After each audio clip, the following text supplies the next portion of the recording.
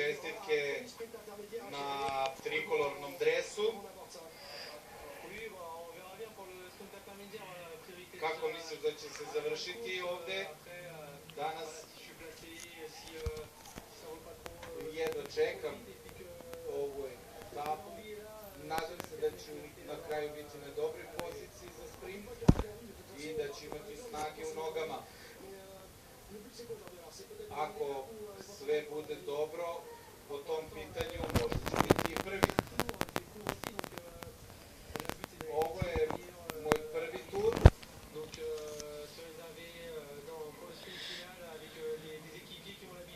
Pokušat ću da vidim, da odmerim svoju formu u odnosu na najbolje i vidjet ćemo kako će se sve složiti. Da li žuta majica danas na tvoj cilj? Do prolaznog sprinta još 2000 metara. Volao bih da je osvojim, ali za sada imam trikolorni dres. Videli ste koliko teško ide Feju sa probušenom zadnjom gumom, dosta balansa. Morao je da sačeka da se siđe u podnožje da bi stao i promenio gumu. Uzak je put, ali nastavlja Chris Feju. A nastavlja sjedi, izvinjam se, jedan od razloga zbog kojih Bretan Saše je dobio Belka. Inače, nastavlja se i baksuzni dan za francuske vozače. Ponovno kvar za francuskog vozača ovde.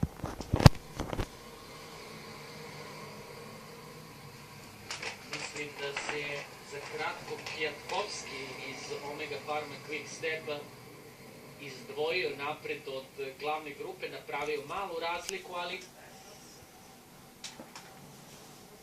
nemamo nikakvu potvrdu što se tiče GPS-a, a Nikolaje D. iz Cofidisa predvodi ovde trojku koju još čine Vojt i Jarier.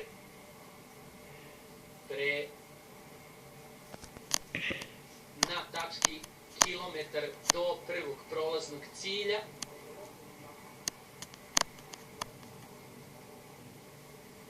Da li će ponovo Ede i Jarier iskoristiti kao zavetrinu Jensa Vojta, a onda proleteti u poslednjim trenucima preko linije. Videli smo malo pre odličnu borbu na prvom brdskom cilju, kako će sada biti to na prolaznom cilju Newbegen.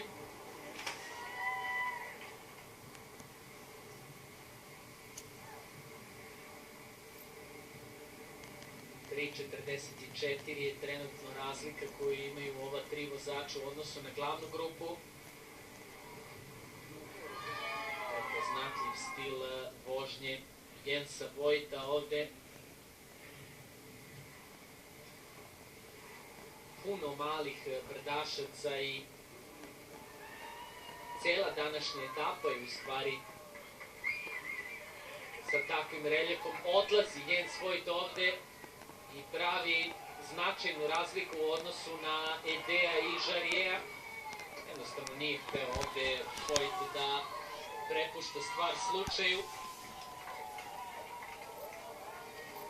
Jens Vogt uzima 20 poena na ovom prolaznom cilju i možda neće ni stati. Možda je ovo početak solo napada, mada 113 km, čak i za Jensija je ovo previše, ali Znao je on u svojoj karijeri da odrađuje usamljene begove. da, ali je sad duplo stariji nego kad ima 20 godina. Istina, ali verovatno ima i u tome da ekstra motiv u tome da znate da više nikada neće vam se pružiti prilika da vozite ovu trku, pa all in, shut up legs i samo teret. Ode Jens Vogt, vidjet ćemo da li će ga stići Jarier i Ede.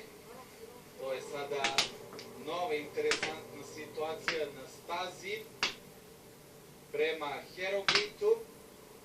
Uskoro ćemo ući u poslednjih 100 km se tiče trenutne situacije kada je u pitanju, da kažem, satnica ove etape,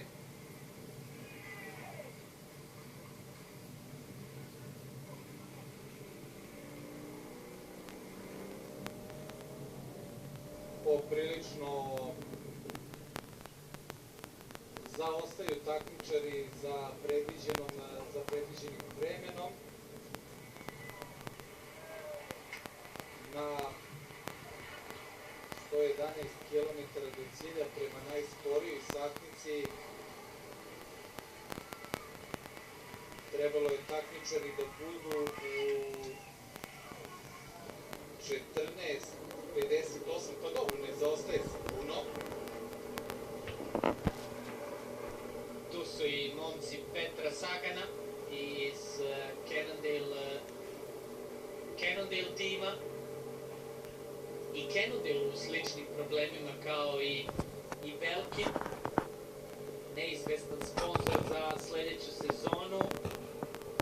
Njihov najbolji vozač koji je već nekoliko godina na radaru nekih velikih timova. Da li će Cannondale pronaći način da... Evo vidimo Brisa Pejua ovde na začelju.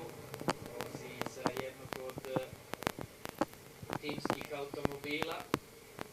A vidimo ovde i da se AM Cycling probija napred. Kreće priprema za bodove. Ne sme se zaboraviti da su trojica vozača napred osvojila 20, zatim 17 i 15 poena, 13 poena je rezervisano za četvrtog iz ove grupe. Vozač, da li je to Brian Kokar, možda iz Europcara. Reza je pokušao, bio je blizu, ali je odradio zapravo lead out za svog suvozača. Zato se i Cannondale pojavio malo se na čelu. Kokar pa Greipel.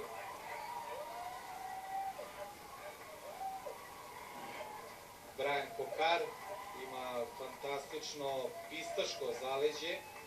Prethodno je bio osvajač svetskih medalja na takmičenjima na pisti u dvorani.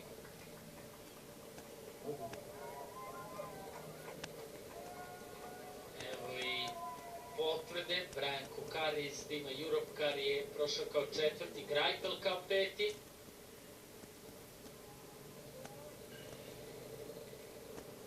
Neverovatno koliko impozantno izgleda Greipel na biciklu pored Briana Kokara. A kada ga vidite uživo, zaista deluje vrlo sitno.